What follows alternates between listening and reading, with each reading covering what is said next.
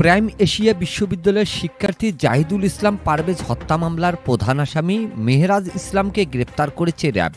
23 April বুধবার গাইবান্ধা সদর এলাকা থেকে তাকে গ্রেপ্তার করে র্যাব।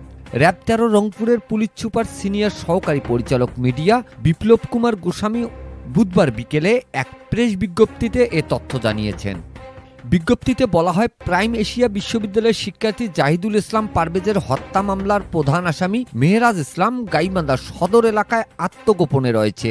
এমন তথ্যের ভিত্তিতে র্যাব 13 সিপিসি 3 গাইবান্ধা ক্যাম্পের আভিযানিক টিম তথ্য প্রযুক্তির মাধ্যমে আসামির অবস্থান শনাক্ত করে।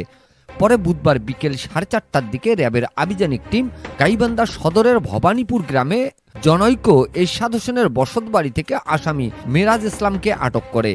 গ্রেপ্তার মেহরাজ ইসলাম ঢাকা মহাখালীর হাজিরবাড়ি এলাকার নুরুল ইসলাম সর্দারের ছেলে। তাকে সংশ্লিষ্ট থানা পুলিশের কাছে হস্তান্তর করা হচ্ছে বলে জানানো হয়েছে। Mizanur Rahman, DRS news.